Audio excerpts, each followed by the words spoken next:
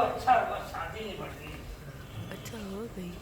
और देखो किसी को कोई शिकायत भी नहीं हुई। लोग बहुत आए थे। चाय बनाई का तुम तो आके सो गए और गेस्ट हाउस से चाय भी पी के आए थे। चलो अच्छा है, आराम कर लिया ना, अब घर का काम करो, ले जाओ ये सब सामान। सभी रिश्तेदार आए थे। जुड़ा साइड हो गया। कुछ तो पापा के बारे में भी पूछ रहे थे। कह रहे थे शादी में ये नाना क्यों नहीं आए। अरे पूछा तो सबने मुझसे भी था, और मैंने तो बहाना बना दिया कि एकाएक तबीयत खराब हो गई तो नहीं आ पाए।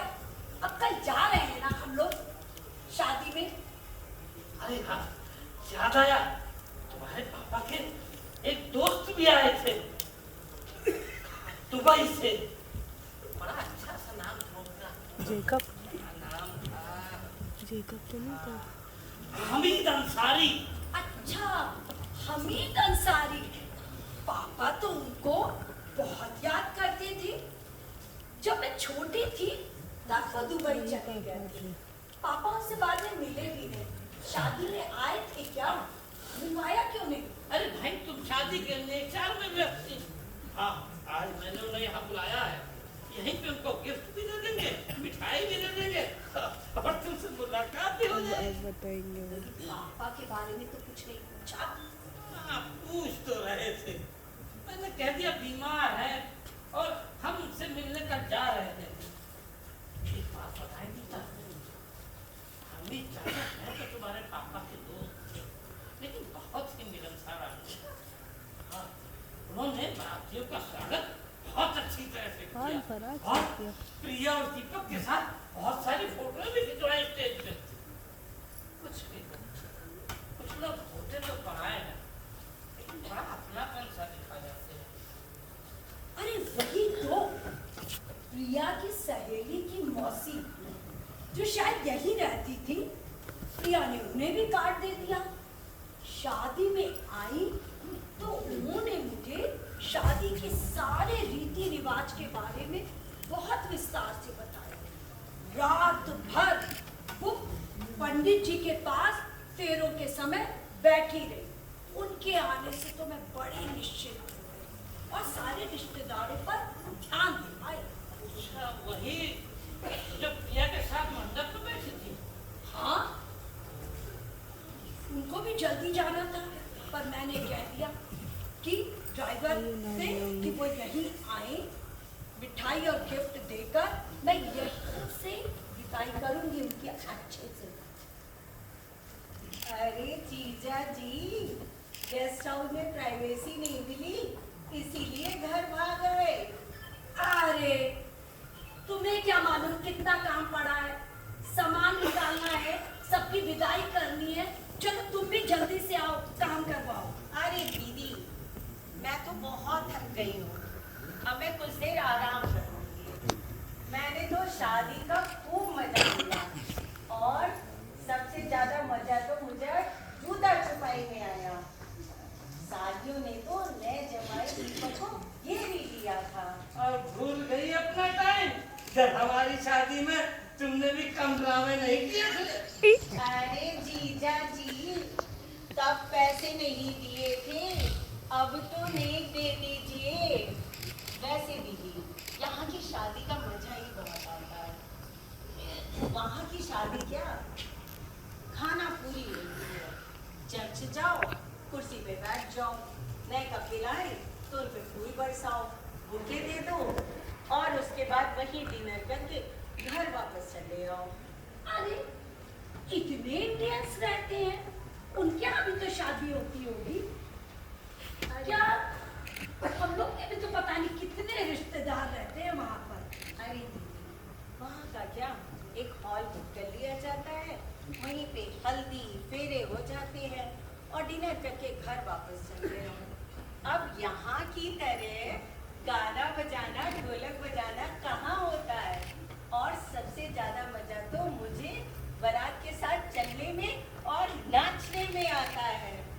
सब जोड़े से नाचते हैं, चाचा फूफा फूफा, मामा मामी और लड़के के मम्मी पापा तो नाचने में सबसे आगे रहते हैं। और जब बारात लड़की वालों के घर पहुंचती है ना तो सब बहुत जोश पे आ जाते हैं और फिर वही गाना होता है हमेशा, ये देश है वीर जवानों का, अलबेलों का, मस्तानों का, इस देश का यारो, इस देश का यारो। हमें तो लगता है लड़की भी आने आए ये मर्दानगी दिखाने आए। होता है ही गाना। चलो भाई, बहुत हंसी मजाक हो गया, अब जरा मुँह हाथ धो लो, पापा के दोस्त आने वाले हैं। फिर तो हम लोगों से भी पूछताछ होगी कि पापा क्यों नहीं आए। वैसे दीदी, आपने बहुत बड़ी गलती करी, पापा को शादी में आने से रोक दिया। मुझे तो हर मौके में पापा की याद आ रही थी। पापा होते तो कितना खुश होते। अरे अब तुम लोगों को क्या पता लड़की की शादी में क्या क्या करना पड़ता। बस ठीक, चलो ठीक, हो गई शादी। अब हम लोग कल जा रहे हैं ना इलाहाबाद उनसे मिलने। सुनो, पापा के दोस्त आ रहे हैं और उनके साथ मौसी भी आ रही है जिन्होंने शादी करवाई थी। पटरू जी देखो तो जरा कौन है। जी ठीक है।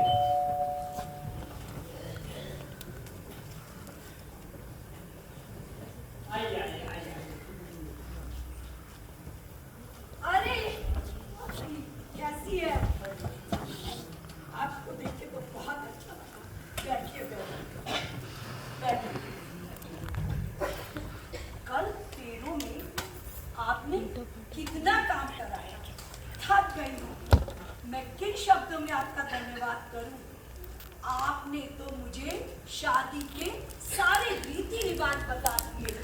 आपके आने से तो मैं बहुत निश्चिंत हो गई और सारे रिश्तेदारों को ठान दी। अरे बेटा, आप तो मेरे सामने अभी बच्चे हो और मैं तो अपना घर समझ के सब किया। प्रिया कह रही थी कि आप लोग आइएगा और मम्मी के साथ ही रहिएगा। बड़ी प्यारी बच्ची है। और भाई क्या हो रहा है? अरे अमित चाचा, आप अस्सलाम वालेकुम। अल्लाह मेहरबानी रहे। आप भी क्या इंतजार कर रहे थे? आइए चाचा। आपके आने से बड़ी रौनक रही। आपने बारातियों का स्वागत भी बहुत अच्छी तरह से कर दिया। माशाअल्लाह, आपकी बिटिया बहुत सलीके वाली और उसकी परवरिश आपने बहुत अच्छी से की। अल्लाह की मेहरबानी रही, सब काम अच्छे से हुए। पर आप मेरे शुक्रगुजार क्यों हो रहे हैं? अल्लाह का शुक्र है। वो तो ठीक है, सब ईश्वर की ही कृपा होती है, पर अल्लाह के बंदों का भी तो शुक्रिया अदा करना चाहिए। ये मोहतरमा कौन है? क्या आपकी अम्मी जान है? सलाम वालेकुम। पापा के दोस्त हमीद अंसारी है, पर आपकी आवाज तो पापा जैसी लगी। तब मेरे पापा जैसी। हाँ हाँ, मैं तुम्हारा पापा ही हूँ। हाँ पापा, पापा मुझे माफ कर दीजिए। पापा, आप कब आए?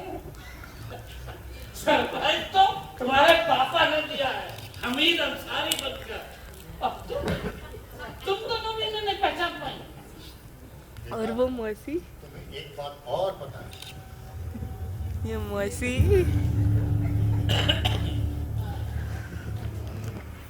बेटा, ये तुम्हारी माँ है। अरे मेरी माँ।